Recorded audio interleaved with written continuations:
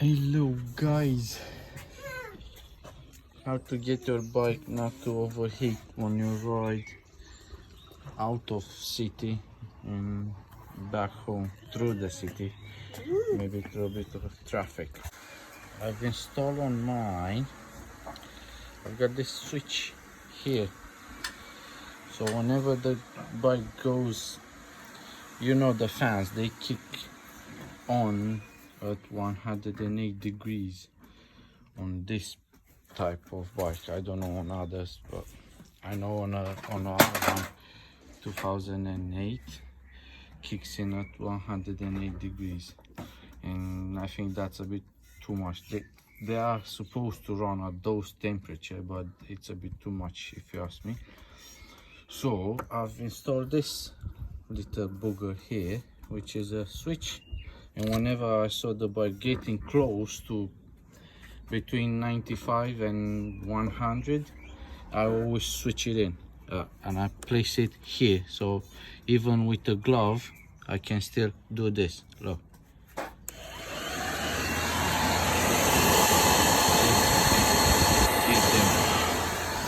and I'll leave it like that, and in less than 1 minute the temperature will go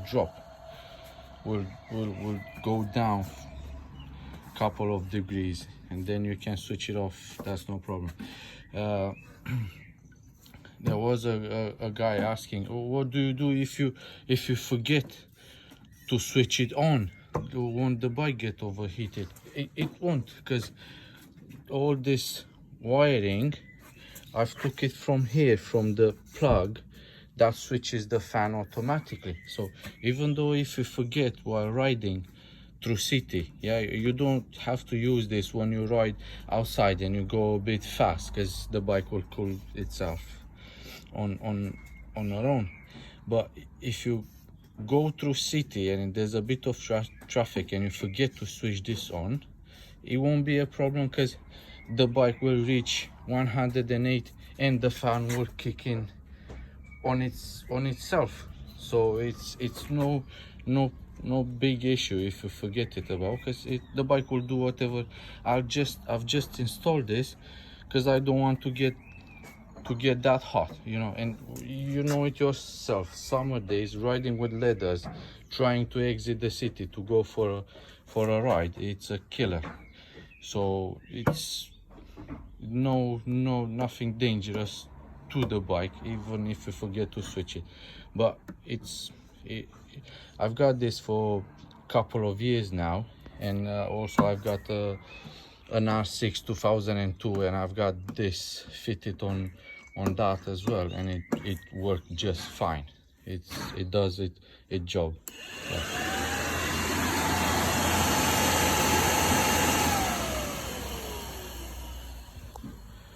All right. So for you to install this, just take the seat off, and then you need to remove this fairing, because the plug, it's here, the plug for the fans. So you need to take these screws off. I've removed those, and there's some plastic pins, and you've got one here, one there, and you remove this fairing, and you're going to expose the wirings here, and I'll take you from there. I've got this out. You've got the wiring from the turn signal. There's one here, one of these, one of this, and then there's two of these here, one here on the inside of this cover from the coolant. Right.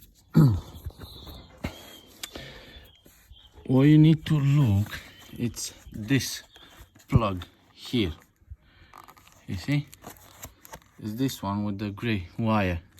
That's the control, that's the plug of the fan, and that's my wire, and I've brought a positive wire, proper one. It's I think it's 2.5, or I've put it 2.5 mil thickness wire through this, you know, heat resistant harness, and you feed it through there. You bring it here, and it's this one, yeah, and then that's your positive. You see, your positive from the battery, and you feed it, and you bring it here through there, and you bring it to your switch, and you plug in your positive. Well, it won't do anything if you don't take, this is the thing, you just, from this plug, you see, you'll see the black one,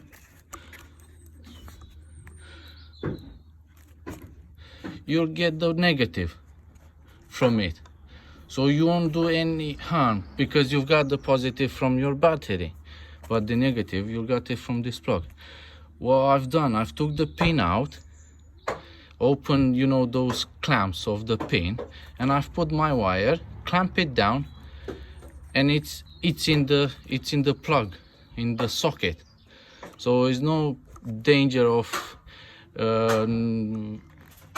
you know, bad contact, or I've done this on it, so water won't get in, no oxidation, no nothing. So you just overlap another wire on the existing one, on the existing pin, and then you take it from there. Look, this is the one, and then you bring the negative to your switch, and that's it. And everything to heat resistant harness, and then you've got it here. So that's the simple way of doing it. So you've got this plug here with the gray wire, you'll find it, and you just take your negative from it and feed it there to your switch.